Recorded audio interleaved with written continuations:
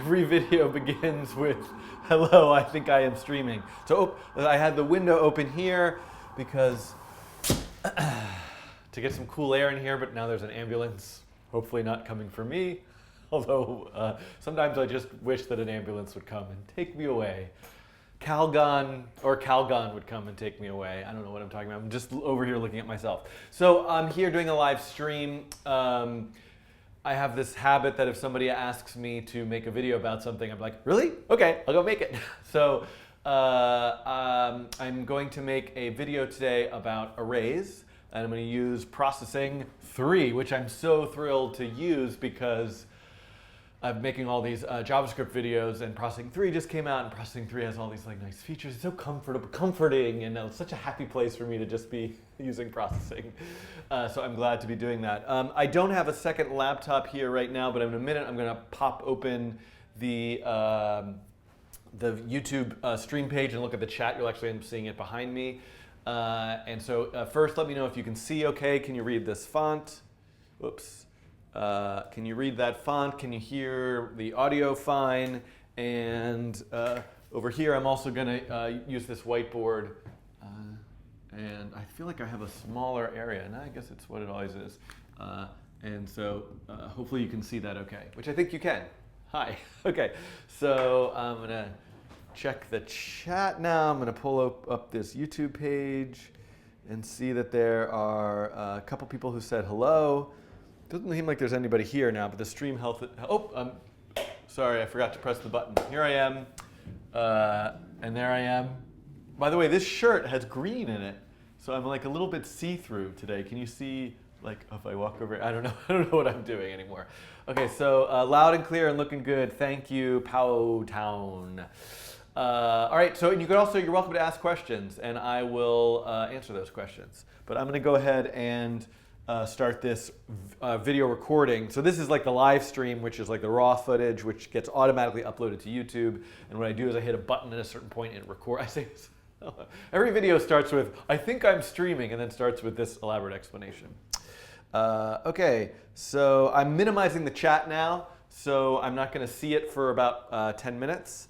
But after I do this quick lesson about arrays, I'll come back and check the chat. I have like a half an hour or so, so it'll only be about 10 or 15 minutes I'm anticipating, and then I'll be able to take any questions about anything, not just arrays.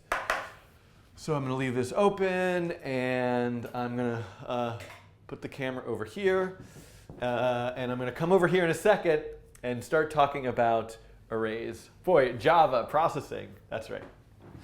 Okay. Oh, you know what I need to do? I need to tie my shoe. It's untied. I will trip. I will fall. This is me live streaming, tying my shoe. Okay. Here's my pen. Oh, the smiley face, I'll leave it there. Okay. Here we go. And 3, 2, 1. Hello, this is a video. Whoops. I will not hurt myself too much throughout the course of this video. I'm just going to start again. Hello, this is a video about arrays in Java/processing. In fact, and I'm going to use processing 3, which is my new song, my new album, Processing 3, coming out, I don't know, many years from now when I'm not making videos about programming, but making albums about singing about programming. Okay, so what is an array? Why do you want to use one? How does it work? And what kinds of things can you do with it? That's the topic of this video. So perhaps you're familiar with this idea of a variable. Int num equals 7. So you have a variable, the name is num, the type is int, integer, and the value is 7. But what if you want to have a whole bunch of numbers? You want to have number 1 and number 2 and number 3 and number 4. You'd have to make all these variables. Well, an array is essentially a way in a single variable of having a list of values. And those things can be numbers or pieces of text. It could be an array of images. There's a list of anything that's a piece of data in a program. You can have a list of that thing. And there's an aside here. I'm not going to talk about objects in this video, but arrays and objects is a particularly powerful thing. Link below that I will make sure to add to videos about arrays and objects. Okay, so how do you make this list? Well, With a variable, you always need a name and a type. So with an array is a variable, but it's a list of, I think of a variable as a single value, an array is like a list of values. Anyway, so with the array, which I'll call nums, you also need to give it a name, nums, and a type, integer. But you add this extra bit of syntax, square bracket, square bracket, square bracket. So look on your keyboard now, find the square brackets. If you haven't used them before, you're going to need them a lot with arrays. So now I have an array of numbers, and I can initialize it instead of as a single value. I can use curly bracket 7, comma 5, comma negative 32, comma 90. So now you can see I have an array of 1, 2, 3, 4 values. So I'm going to go start a sketch and add this. Oops, look over here, start a sketch and add this. So I'm going to say at the top, int nums equals, and I'm going to make them like 30, 40, 10, 5. Arbitrary numbers. And you can see here, there we go. That's the syntax for an array. Now there are other ways you can initialize an array. You can use a loop. I'm going to get to that in a little bit. This is just one way to start off this list of values. So now comes the question. Over here, if I wanted to use the value, let's say I wanted to use that value num, so to draw an ellipse at 100, comma 50, and with a size num. So I wanted to use this particular value to be the size of a circle. I just take that variable and I put it in the width and height arguments of the ellipse function. So what if I want to use this one, or this one, or this one, some value from this list, from this array? Ellipse 100, comma 50, nums, what? I mean, I know the answer to this. I don't know why I'm pretending like I have to figure this out. The issue is, this is a single value, so you can put it right here. It needs to be a single value here. I need to address one of these particular values, and the way that I do that is with an index. An index is an address into the array. It's like counting the array. You can say like, here's number 1, number 2, number 3, number 4. Except I've got a problem here. I mean, actually, this makes me very happy, but it's a weird thing how you count with arrays in programming. You could think of this as having 4 elements. This is the first element, the second element. What I've told you is accurate. However, counting with arrays, this is technically index 0. So when you're counting the elements of the array, you start with 0, not with 1. So this is element 0, this is element 1, this is element 2, and this is element 3.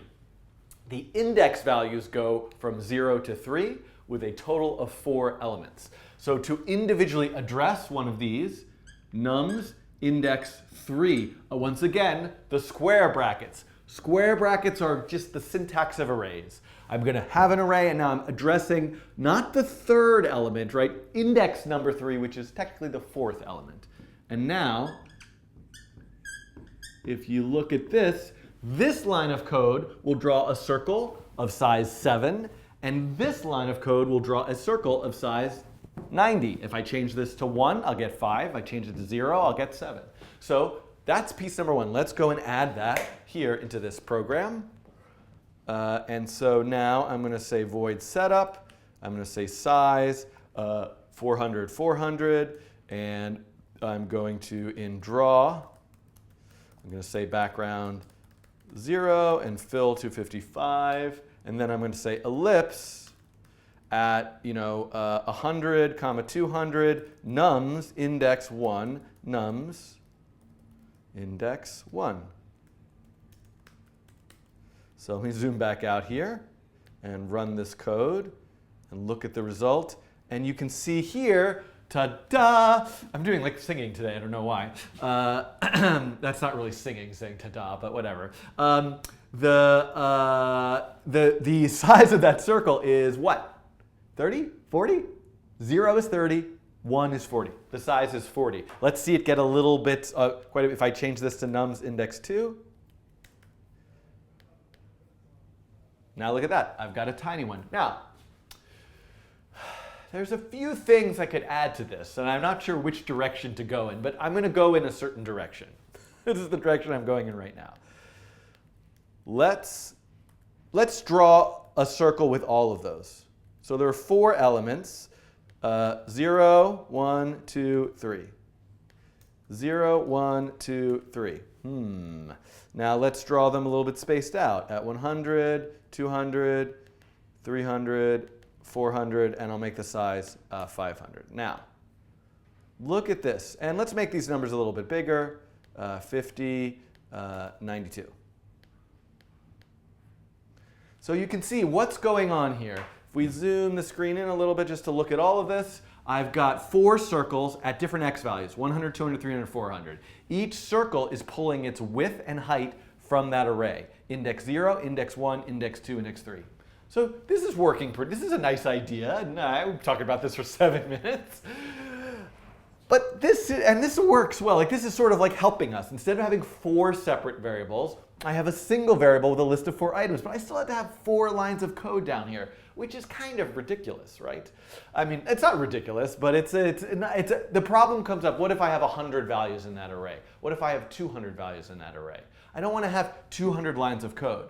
However, you'll notice there's a kind of logic here. Start with 0, go to 1, go to 2, go to 3. This is kind of counting. Do you remember?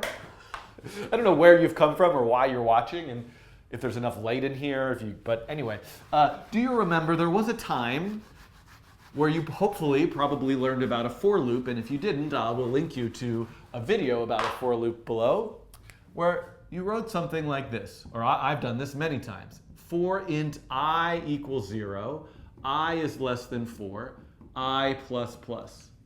Now, if, this is like a terrible pen, if I were to put, much better, print line I right in here, this loop would run, and first it would print out the value of 0, then 0 would go up by 1, it would print out the value 1, then 0 would go up by 2, and then it would print out the value 2, and then up by 1, it would print out the value 3. We'd get 0, 1, 2, 3, then I would be 4. 4 is not less than 4, the loop would exit. So notice how a for loop is a structure that can be used to count a variable from 0 up to some limit like 4. Well, this is exactly the structure that we need over here.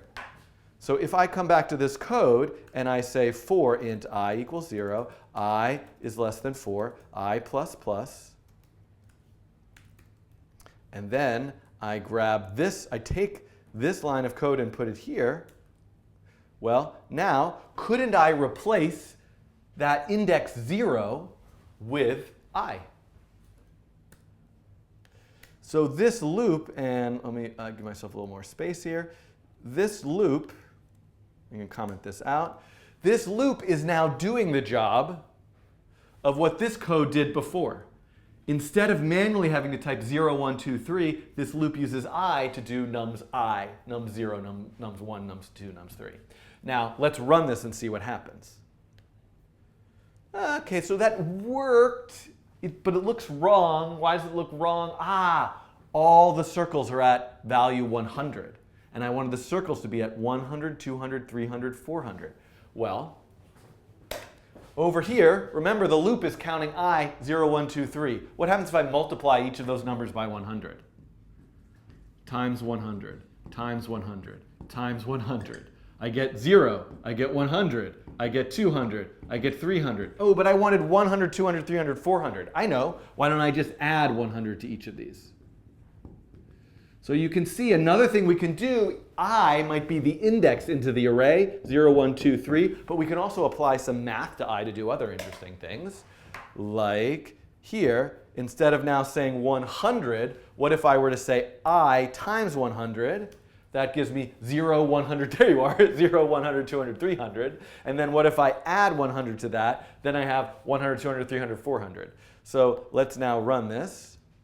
And we have exactly what we had before, with, albeit, only these values. Now, one thing I should mention, 2 things I should mention, 50 things I should mention, but this has been going on for 11 minutes. This is going to be a little bit of a longer video because I think I'm going to try to cover just sort of all the array stuff just in this video. But there's a couple things I should mention. One is I don't love that I have the number 4 there. It's a sort of hard-coded value. What if I were to add more values to the array? I still would only loop through 4 of them. So one thing you can do with an array is nums.length. Let me just turn off the code completion. So nums.length dynamically resolves to the length of the array. So if I were to add another one,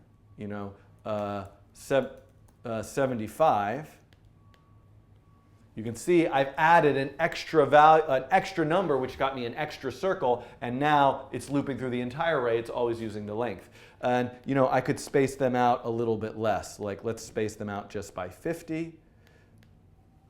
So we can see, now they're kind of crowded together. But what was the other thing I want to show here? Well, this is one way to initialize an array. I just give it some hard-coded numbers in between those curly brackets. However, what I might actually like to do more often, I'm trying to think of where to do this, is give the array initial values that maybe are random. So let's say there were 8 values, and I want to say nums index I equals int random somewhere between 10 and 100.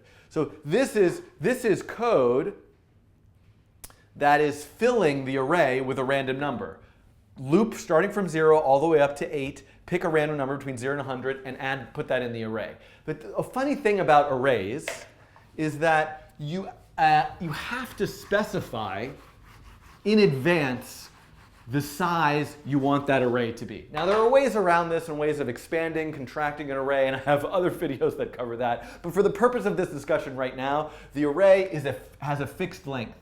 So we saw that one way to get that fixed length is to just manually type in the values. But what if you don't know the values in advance? You just want to know how many things should be in there. Well, the syntax for doing that is a little bit goofy looking, but if you're not filling it manually between the curly brackets, what you need to say is you want a new integer array with like 100 spots in it. So this is your number to make up. So this seems very redundant.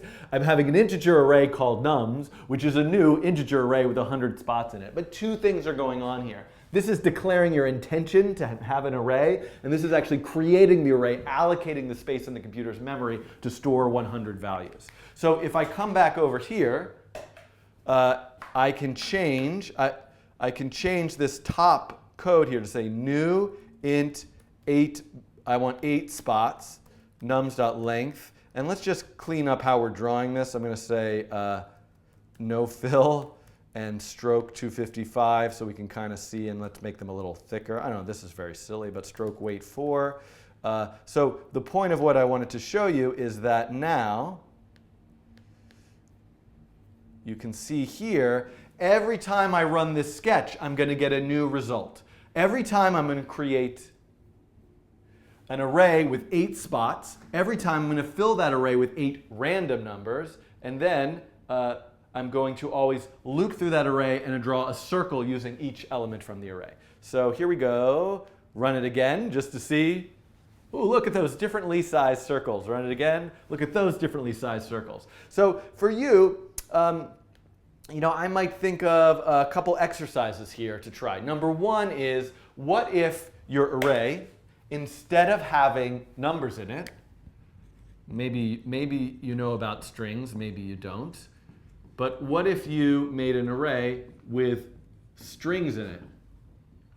Hello, my friend, right? This is an array with 3 strings, 3 sequences of characters. So could you display every time you run the sketch a random one of those strings in the center of the canvas window? Or could you do something as you click the mouse, you see one message one at a time? How would you do that? So those are 2 interesting exercises to try. This particular scenario that I've made here, I'm looping through the entire array each time. But what if you just want to use one number one at a time, or one string one at a time? That's one thing you can look at. The other thing that I think is crucial to mention is that one reason to learn this is that all the stuff in the window that you're seeing here is an array of pixels, an array of colors. So underneath the hood of a processing sketch, of an image that you might load or an image you might get from a camera, all of the colors of that image are stored in one giant array. And you can loop through that entire array to read all those colors and manipulate those colors. So I'll also include a link below to an online tutorial and some other videos about images and pixels that you can look at that this will give you kind of the foundation for. Okay, so hopefully this video was helpful and you saw a little bit of processing 3 and some nice circles and a strangely colored shirt that doesn't really blend in with the background. Yes, see, look, you can see the background. Nobody cares about that, but it's interesting to me, and I'm going to say goodbye now before that camera shuts off. Goodbye. Okay, the live stream might still be going. I don't know if anybody's watching or has any questions. I'm going to pull that up. Am I still here? I am. 10:52. If you have any questions, 10 people are watching. That's interesting. If you have any questions, let me know right now. I've got about 10 more minutes before I'm off to class with human beings, as opposed to this thing that I do with lights and cameras and sunlight outside. There's a window there, so I can see that the world is there, not just this cave of talking about code and processing. Any questions? I will. How far behind? How far lag is the stream? I'm gonna do this. So I'll see how long that takes to get to me hitting my head. 1, 2. It would be nice if I could get the lag. I wonder actually here under stream options if I had, yeah, low latency. I have that selected. Maybe I should play an ad while I'm waiting. That's what I'll do. Play ad. Watch this, everybody. Oh, you can't see that. Okay, I'm going to click this play ad button, and I will probably make 3 cents, but I'm curious about it. Okay, and while the ad is playing, you can ask questions.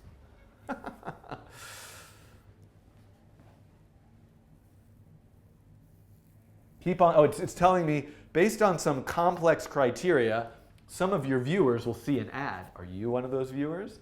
Keep on streaming. I'm waiting to see if anybody has any questions. Otherwise, I'm going to just head out of here. Let me make sure that recorded. I'll come over here. I'm just checking while I'm waiting. Yeah, looks like it did.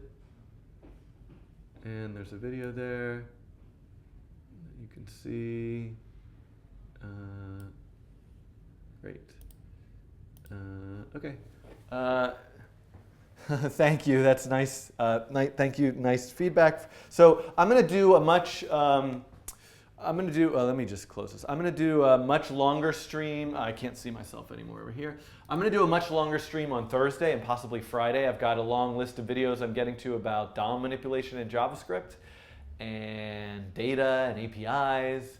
I also really would like to do a whole bunch more videos that use processing, especially I did make a video about the new features of Processing 3, but there's some topics that I've never gotten a chance to look at in a video, so hopefully I'll get to that as well. I'm going to do one last check to the chat to see if anybody has any questions, then I'm going to turn off the stream. Great. Okay, I don't see any questions here. Thanks for watching, all of you, and this will happen again soon. Talk to you later. You can ask just questions in the comments, so.